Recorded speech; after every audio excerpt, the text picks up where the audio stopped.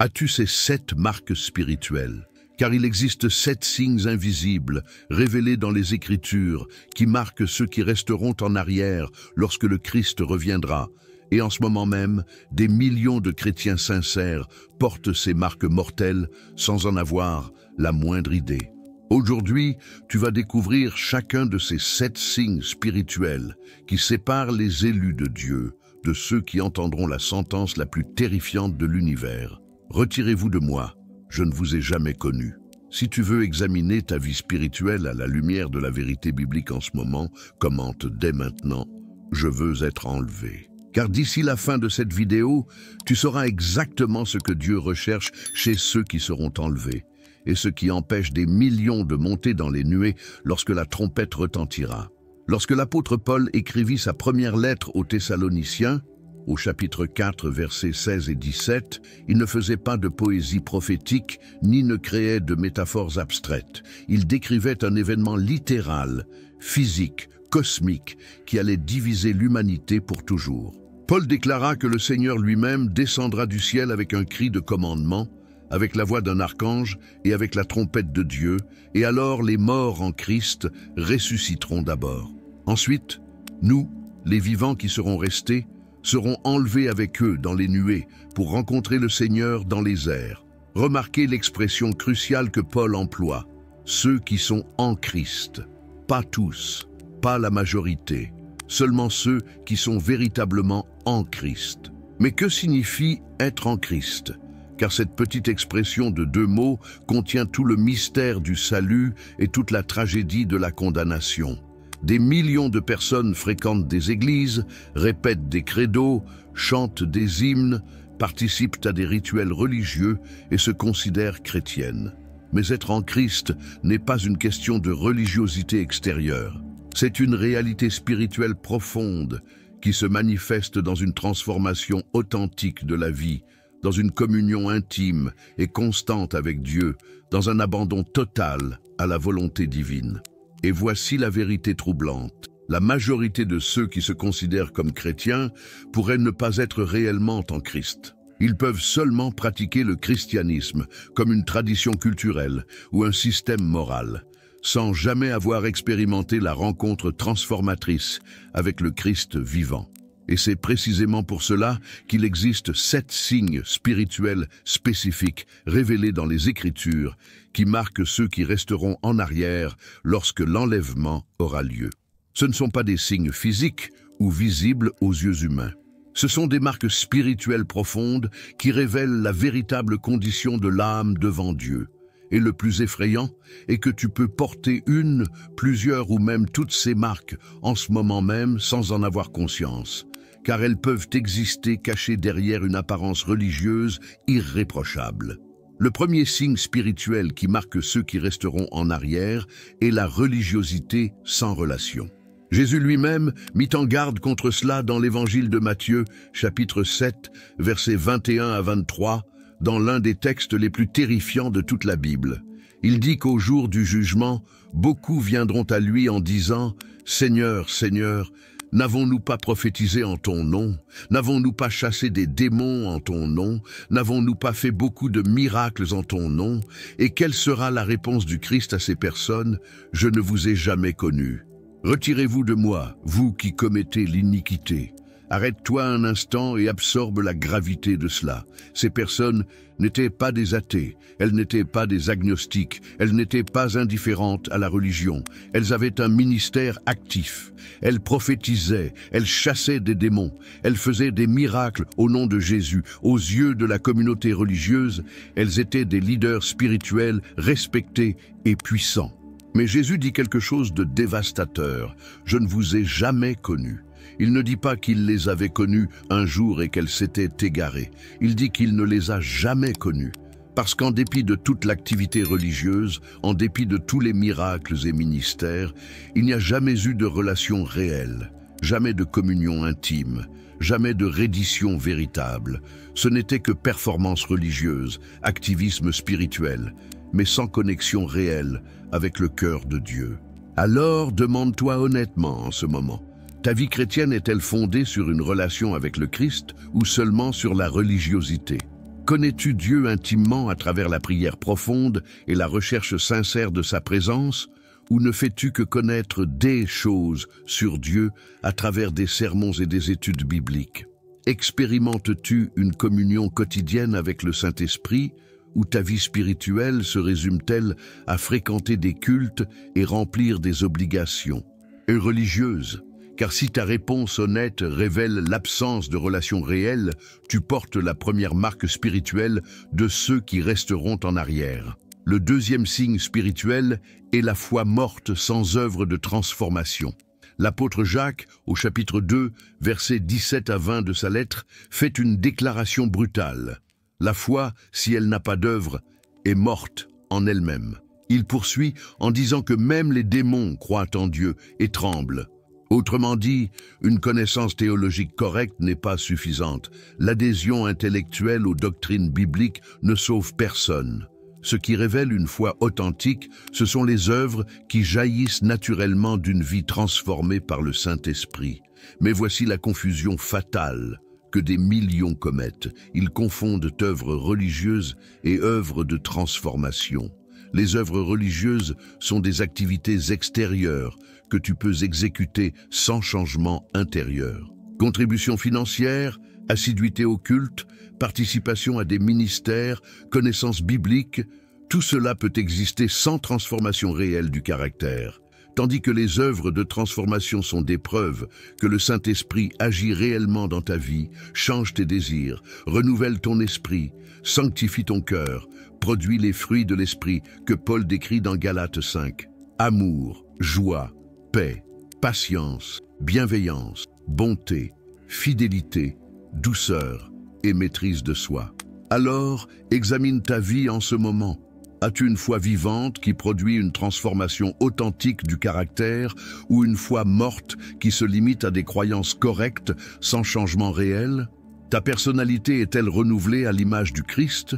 Ou restes-tu la même personne orgueilleuse, égoïste, vindicative, matérialiste, simplement recouverte d'un vernis religieux superficiel? Car s'il n'y a pas de transformation réelle, ta foi est morte. Et une foi morte ne mène personne à l'enlèvement.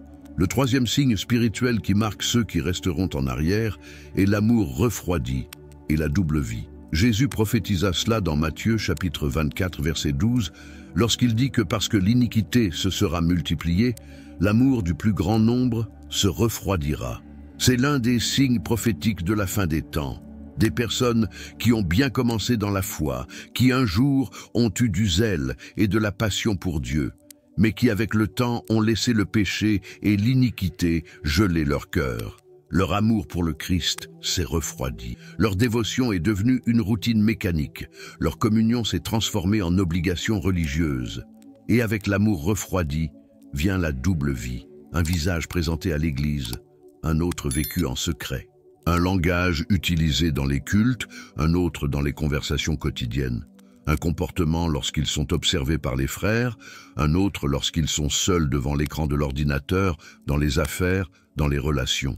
Cette division révèle l'absence d'intégrité spirituelle. Elle révèle que la religion n'est qu'un masque social, pas une réalité intérieure transformatrice. Alors sois brutalement honnête avec toi-même maintenant. Ton amour pour le Christ brûle-t-il encore avec intensité, ou s'est-il déjà refroidi pour devenir seulement une habitude religieuse? Vis-tu avec intégrité spirituelle, ou entretiens-tu une double vie où ton apparence publique ne correspond pas à ta réalité privée? Car l'amour refroidi et la double vie sont des marques claires de ceux qui ne seront pas prêts lorsque la trompette retentira. Mais ces trois premiers signes ne sont que la surface. Il existe 4 marques encore plus profondes et troublantes que la majorité ignore complètement. Le 4e signe spirituel qui marque ceux qui resteront en arrière est le péché non confessé et la vie secrète d'iniquité. Le roi David, dans le psaume 66, verset 18, fait une déclaration terrifiante. « Si j'avais conçu l'iniquité dans mon cœur, le Seigneur ne m'aurait pas écouté. » David ne parle pas des péchés commis par faiblesse, puis confessés avec un repentir sincère. Il parle d'iniquité gardée dans le cœur, de péchés caressés en secret, de transgressions que l'on choisit de ne pas confesser, de ne pas abandonner, de ne pas crucifier.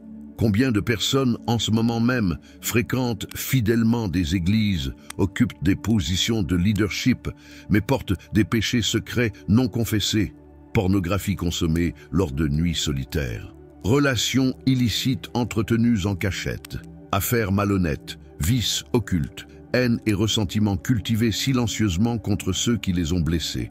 Et la personne continue d'aller à l'église, de chanter des louanges, de lever les mains dans l'adoration, tout en maintenant ses compartiments secrets verrouillés dans son âme, des zones de sa vie jamais remises à Christ. Tu ne peux pas tromper Dieu. Il connaît chaque pensée, chaque motivation, chaque désir caché. Tu peux tromper le pasteur, les frères de l'Église, même ta propre famille. Mais devant Dieu, ton âme est complètement exposée. Et lorsque le Christ reviendra, ces péchés secrets non confessés serviront de chaînes qui te retiendront sur la terre, tandis que les justes monteront dans les nuées. Car l'enlèvement n'est pas destiné à des personnes parfaites, mais à des personnes qui vivent dans un repentir constant et une recherche sincère de sanctification.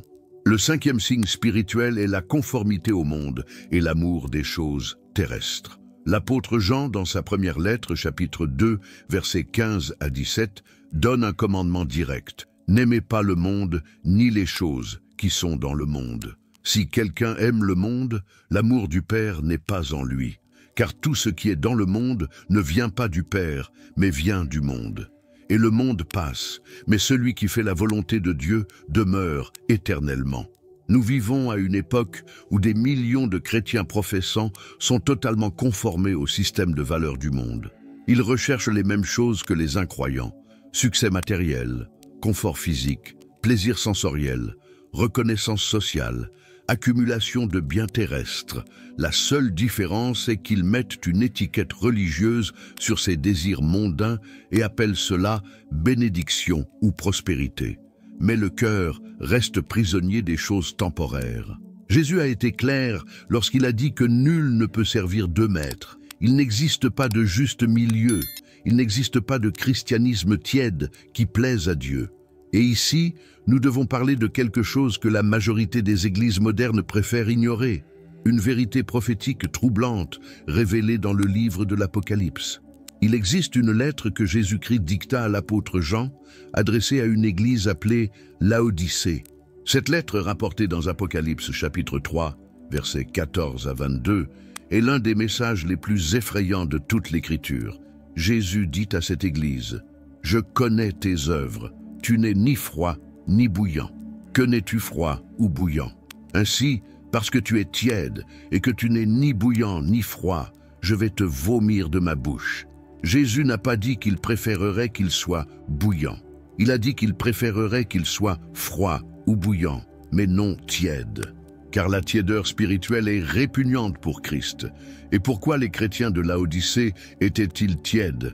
La lettre l'explique. Parce que tu dis: « Je suis riche, je me suis enrichi et je n'ai besoin de rien. » Et tu ne sais pas que tu es malheureux, misérable, pauvre, aveugle et nu. Cette église pensait qu'elle allait bien spirituellement. Ils se considéraient riches, comblés de bénédictions, complets en tout. Mais Christ déclara la véritable réalité. Ils étaient misérables, pauvres spirituellement, aveugles à leurs propres conditions et nus devant le jugement divin. Et c'est là la tragédie suprême. Ils ne le savaient pas. Ils vivaient dans l'illusion d'une sécurité spirituelle alors qu'ils étaient complètement perdus. Permets-moi de raconter quelque chose que peu osent révéler. Il y avait un pasteur qui dirigeait une grande congrégation. Il avait un doctorat en théologie, écrivait des livres, prêchait dans des conférences. Son église grandissait, les dîmes affluaient, les projets se multipliaient. Il avait toutes les apparences du succès ministériel. Mais il gardait un secret que personne ne connaissait. Pendant des années, il mena une double vie parfaitement camouflée. Le dimanche, il prêchait avec éloquence sur la sainteté. Pendant la semaine, il entretenait des vices secrets soigneusement cachés. Il avait des relations illicites que personne ne soupçonnait. Il faisait des affaires douteuses dans les coulisses de l'Église. Et dans son cœur, il croyait sincèrement qu'il était sauvé, qu'il serait enlevé, que son ministère actif et son savoir théologique garantissait sa position devant Dieu. Jusqu'au jour où, seul dans son bureau pastoral après un culte où il vit des dizaines de personnes se donner à Christ, il eut un moment de clarté dévastateur. Le Saint-Esprit déchira le voile de l'auto-illusion et il vit pour la première fois en des décennies la réalité de sa condition spirituelle. Il était exactement comme l'Église de Laodicée, riche en apparence, misérable en réalité, actif dans le ministère, mort dans la communion, respecté des hommes, rejeté de Dieu. À ce moment de terrible révélation, il comprit que si Christ revenait à cette heure-là, il resterait en arrière. Non par manque de connaissances théologiques, non par absence d'activité ministérielle, mais par manque de communion réelle, à cause d'une double vie gardée secrète, de péchés non confessés, de conformité au monde déguisé en leadership chrétien. Mais combien de pasteurs, combien de leaders, combien de membres d'église sont en ce moment même dans la même condition? Combien vivent dans l'illusion d'une sécurité spirituelle alors qu'ils portent tous les signes de ceux qui resteront en arrière? Le sixième signe spirituel est l'absence du fruit de l'esprit et le manque de sanctification progressive. Paul, dans Galates, chapitre 5, fait un contraste dévastateur. Il énumère les œuvres de la chair au verset 19 à 21. Prostitution, impureté, débauche, idolâtrie, sorcellerie, inimitié, querelle, jalousie, emportement, dispute, division, hérésie, envie, meurtre, ivrognerie, orgie, et il fait ensuite un avertissement prophétique. Ceux qui commettent de telles choses n'hériteront pas du royaume de Dieu. En contraste, il énumère le fruit de l'esprit aux versets 22 et 23. Amour, joie, paix, patience, bienveillance, bonté, fidélité, douceur et maîtrise de soi. Et la réalité est la suivante. Si le Saint-Esprit habite véritablement en toi, il produira son fruit dans ta vie. Pas instantanément, pas parfaitement, mais progressivement. Il y aura croissance, il y aura transformation, il y aura sanctification. Mais des millions de personnes qui se disent chrétiennes ne manifestent aucun fruit de l'esprit dans leur vie. Elles restent les mêmes personnes orgueilleuses, égoïstes, vindicatives, matérialistes, immorales qu'elles ont toujours été. La seule différence est qu'elles fréquentent maintenant une église. Et l'auteur de l'Épître aux Hébreux, au chapitre 12, verset 14, fait une déclaration absolue. Recherchez la paix avec tous et la sanctification, sans laquelle personne ne verra le Seigneur. Personne. Sans sanctification progressive, personne ne verra le Seigneur. Mais il reste encore un signe, le plus dangereux de tous, car il peut être présent même chez des personnes qui paraissent extrêmement spirituelles. Le septième signe spirituel qui marque ceux qui resteront en arrière, lors de l'enlèvement, est le plus dangereux de tous. Plus dangereux que la religiosité sans relation, que la foi morte, que l'amour refroidi, que le péché non confessé, que la conformité au monde et même que l'absence de sanctification. Pourquoi ce septième signe est-il le plus mortel? Parce qu'il empêche la personne de reconnaître et de corriger tous les six autres. C'est le signe de l'auto-justification et du refus de s'examiner à la lumière de la parole de Dieu. L'apôtre Paul, écrivant aux Corinthiens au chapitre 11, versets 28 à 31, donne une instruction que la majorité ignore, que chacun s'examine soi-même. Et dans la deuxième lettre, chapitre 13, verset 5, il est encore plus direct. Examinez-vous vous-même pour savoir si vous êtes dans la foi. Éprouvez-vous vous-même. Ne reconnaissez-vous pas que Jésus-Christ est en vous, à moins que vous ne soyez déjà réprouvé? Paul dit qu'il est possible de croire que Jésus-Christ est en vous, alors qu'en réalité vous êtes déjà réprouvé. Il est possible de penser que vous êtes dans la foi, alors qu'en vérité vous ne l'êtes pas. La seule manière de connaître la vérité est par un auto-examen honnête, brutal, sans complaisance, à la lumière de la parole. Mais le septième signe spirituel est précisément le refus de faire cet examen. C'est l'auto-justification constante. C'est la défense automatique de soi. Les personnes marquées par ce signe vivent dans une illusion spirituelle permanente. Quand elles entendent des sermons sur le péché, elles l'appliquent toujours aux autres, jamais à elles-mêmes. Quand elles lisent des textes bibliques d'avertissement, elles pensent toujours à quelqu'un d'autre qui en a besoin, jamais à elles. Quand elles sont confrontées à des domaines problématiques de leur vie, elles se défendent immédiatement, se justifient, rationalisent. Elles ne reconnaissent jamais simplement, ne confessent jamais, ne se repentent jamais. Et voici le danger mortel. Une personne qui refuse de s'examiner ne découvrira jamais qu'elle porte les 6 autres signes spirituels jusqu'à ce qu'il soit trop tard. Elle peut avoir de la religiosité sans relation, mais ne le percevra jamais. Elle peut avoir une foi morte, mais restera aveugle. Elle peut avoir un amour refroidi et une double vie, mais rationalisera tout. Elle peut garder des péchés secrets, mais ne les amènera jamais à la lumière. Elle peut être conformée au monde, mais appellera cela équilibre. Elle peut ne pas avoir de fruit de l'esprit, mais trouvera 1000 explications. Jésus raconta une parabole dévastatrice à ce sujet. Dans Luc chapitre 18, versets 9 à 14, 2 hommes montèrent au temple pour prier. Le pharisien pria ainsi: « Ô Dieu, je te rends grâce de ce que je ne suis pas comme le reste des hommes, rapace, injuste, adultère, ni même comme ce publicain. Je jeûne 2 fois par semaine et je donne la dîme de tout ce que je possède. » Le publicain, se tenant à distance, n'osait même pas lever les yeux au ciel, mais il se frappait la poitrine en disant: « Ô Dieu, sois apaisé envers moi, pécheur. » Jésus donna le verdict final. Ce publicain descendit justifié dans sa maison et non l'autre. Car quiconque s'élève sera abaissé, et celui qui s'abaisse sera élevé. Le pharisien avait toutes les pratiques religieuses correctes. Il jeûnait, il donnait la dîme, il menait une vie morale. Mais il était aveugle à sa propre condition spirituelle, car il vivait dans une auto-justification constante. Lequel de ces 2 hommes te représente? Quand tu t'examines spirituellement, si tant est que tu t'examines, te vois-tu comme le pharisien, meilleur que les autres, correct dans tes pratiques, digne de l'approbation divine, ou comme le publicain, un pécheur ayant besoin de la miséricorde de Dieu, totalement dépendant de la grâce divine pour le salut? Matthieu chapitre 7, versets 21 à 23, devient encore plus effrayant. Ces personnes que Jésus rejettera au jour du jugement n'étaient pas des hypocrites conscients. Elles croyaient réellement être sauvées. Elles prophétisaient, chassaient des démons, faisaient des miracles au nom de Jésus.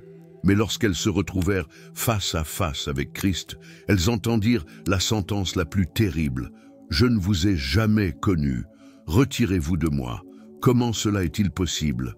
Parce qu'elles vivaient dans l'auto-illusion spirituelle. Jamais elles ne s'étaient examinées honnêtement. Jamais elles n'avaient permis au Saint-Esprit de sonder profondément leurs âmes et d'exposer la réalité de leurs conditions. Elles vivaient dans l'illusion d'une sécurité fondée sur l'activité religieuse extérieure, mais sans communion réelle, sans transformation authentique, sans sanctification progressive.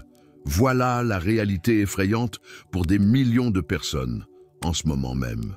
Elles sont assises dans des églises à travers le monde, convaincues qu'elles seront enlevées, mais portant les 7 signes spirituels qui les laisseront en arrière. Et le pire, c'est que la plupart n'en ont pas conscience parce qu'elles refusent de s'examiner honnêtement. Alors, à cet instant, tu dois faire un choix. Tu peux continuer à vivre dans la zone de confort de l'auto-justification, à te défendre automatiquement, à rationaliser tes fautes, à te comparer favorablement aux autres, à entretenir l'illusion que tu vas bien spirituellement. Ou tu peux avoir le courage de t'arrêter maintenant et d'examiner ta vie honnêtement à la lumière des 7 signes spirituels. Demande-toi avec une totale honnêteté: as-tu de la religiosité sans relation réelle avec le Christ? Ta foi est-elle morte, sans œuvre véritable de transformation? Ton amour pour Dieu s'est-il refroidi et mènes-tu une double vie?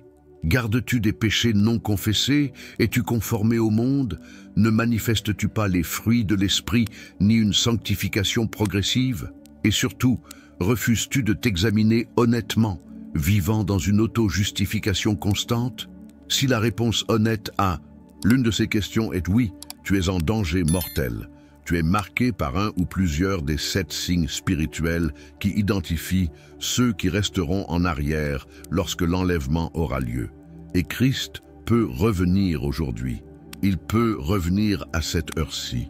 Il peut revenir pendant que tu regardes encore cette vidéo. Il existe une vérité finale concernant ces 7 signes qui peut changer ton destin éternel aujourd'hui même. Il existe une vérité finale au sujet de ces 7 signes spirituels qui peut changer ton destin éternel aujourd'hui même. Et cette vérité est la suivante. Tu peux être marqué par les 7 signes en ce moment même et pourtant être complètement transformé par un repentir authentique et une recherche sincère de Dieu. Car l'enlèvement n'est pas pour des personnes qui n'ont jamais péché. L'enlèvement est pour ceux qui reconnaissent leurs péchés, confessent leurs fautes, renoncent à l'illusion spirituelle et recherchent une communion réelle avec Christ. Mais tu dois comprendre que la transformation spirituelle ne se produit pas par magie. Elle ne se produit pas parce que tu as répété une prière d'acceptation il y a des années. Elle ne se produit pas parce que tu as été baptisé ou que tu as adhéré à une église. La véritable transformation spirituelle exige un profond brisement, une confession brutale des péchés, un renoncement total à l'orgueil et à l'auto-justification, et une recherche quotidienne et constante de la sanctification que le Saint-Esprit opère en ceux qui se livrent totalement à lui. L'antidote biblique aux 7 signes spirituels est clair et direct. Pour la religiosité sans relation, tu dois rechercher une communion intime et quotidienne avec Christ par la prière profonde et la lecture de la parole. Pour la foi morte, tu dois permettre au Saint-Esprit de produire des œuvres authentiques de transformation dans ton caractère. Pour l'amour refroidi et la double vie, tu dois confesser tes péchés secrets et vivre dans une intégrité totale. Pour le péché non confessé, tu dois tout amener à la lumière, aussi douloureux que cela puisse être. Pour la conformité au monde, tu dois crucifier tes désirs charnels et rechercher les choses d'en haut. Pour l'absence de sanctification, tu dois permettre à Dieu d'opérer une transformation complète dans ta vie. Et pour l'auto-justification, tu dois avoir l'humilité de reconnaître que tu peux être dans l'erreur quant à ta propre condition spirituelle. Mais voici l'urgence prophétique que tu ne peux pas ignorer. Christ peut revenir à tout moment. Les signes de son retour s'accomplissent sous nos yeux. L'horloge prophétique marque les dernières secondes avant minuit. Et lorsque ce moment arrivera, quand la trompette sonnera, quand le cri de l'archange résonnera dans les cieux, quand les morts en Christ ressusciteront et que les justes vivants seront transformés en un instant, il n'y aura pas de seconde chance. Il n'y aura pas de temps pour un repentir de dernière minute. Il n'y aura pas d'opportunité de corriger des décennies d'auto-illusion spirituelle. C'est pourquoi examine ta vie aujourd'hui à la lumière des 7 signes spirituels que nous avons révélés. Sois brutalement honnête avec toi-même. Cesse de te comparer aux autres chrétiens autour de toi. Cesse de justifier tes failles spirituelles. Cesse de rationaliser tes péchés secrets. Dieu connaît ton cœur. Il voit au-delà de tous les masques religieux. Et si tu portes l'un de ces 7 signes, tu es en danger mortel de rester en arrière lorsque l'enlèvement aura lieu. Mais il y a encore de l'espérance. Christ appelle encore. La porte de la grâce est encore ouverte. Tu peux encore te repentir sincèrement, confesser tes péchés, renoncer à l'auto-justification et rechercher une transformation réelle. Mais ne tarde pas, ne procrastine pas, ne remets pas à demain ce qui doit être fait aujourd'hui, car demain pourrait être trop tard. Et Christ peut revenir aujourd'hui, et tu pourrais ne pas être prêt. Si cette vidéo a profondément touché ton cœur et que tu reconnais avoir besoin d'une transformation spirituelle urgente, commente maintenant « Je choisis le Christ » et abonne-toi à cette chaîne pour recevoir d'autres révélations prophétiques qui peuvent sauver ton âme des illusions des derniers temps. Ne laisse pas les 7 signes spirituels qui marquent ceux qui resteront en arrière définir ton destin éternel. Choisis la transformation, choisis la sanctification, choisis le Christ, choisis l'enlèvement.